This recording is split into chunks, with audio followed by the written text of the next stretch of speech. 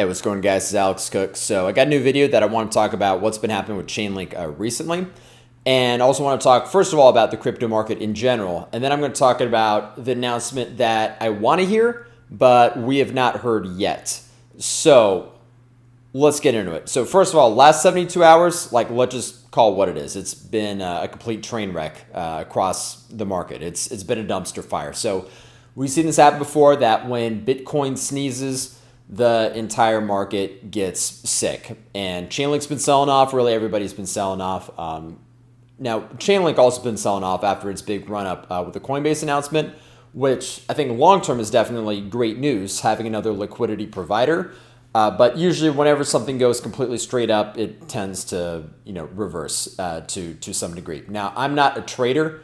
I make investments more on a long-term basis. So I'm willing to endure volatility. Now, for you, though, you have to make a decision yourself. How much risk are you willing to take? How much you find appropriate? You got to figure out for yourself if you want to dollar cost average in, if maybe you already have a big enough position, it's not appropriate to add more. That is now more of a personal question for yourself. So I make no statement on suitability for this. This is not meant to be financial advice. I'm just talking about developments in Chainlink.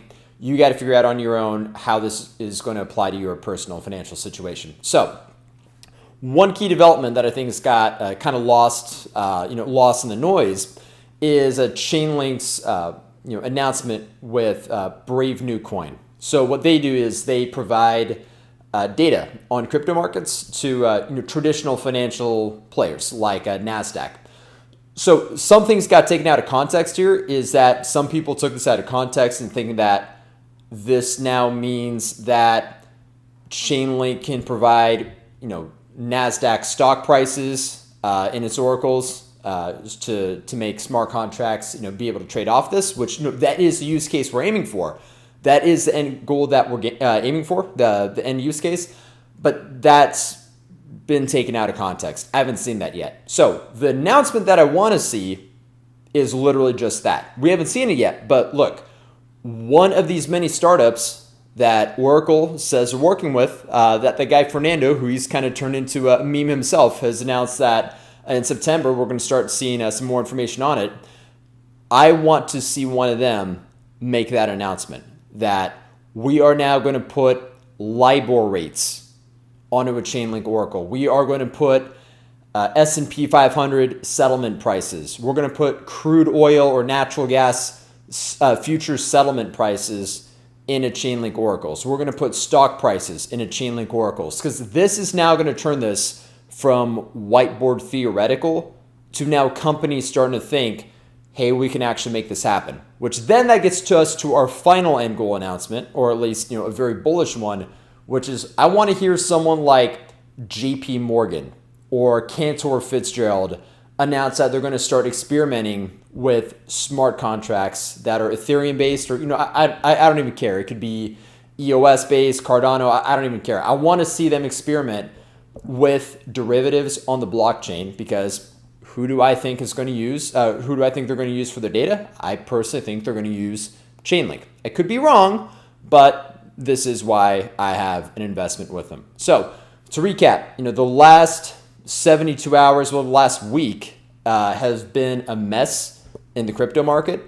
I am more of a long-term investor, so I take this noise for what it is. Like, crypto is a volatile asset class. That's the nature of the beast.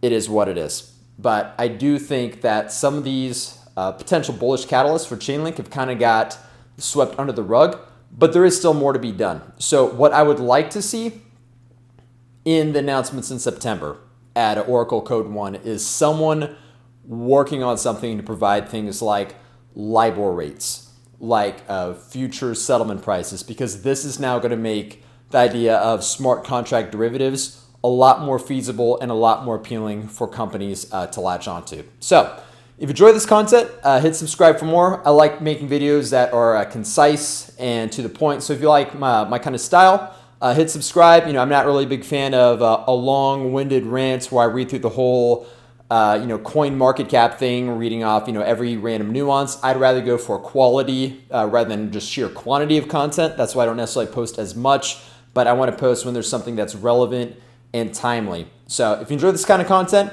hit subscribe for more. Leave a comment if you have any questions, because if you have a question, chances are probably someone else does. And thanks for watching.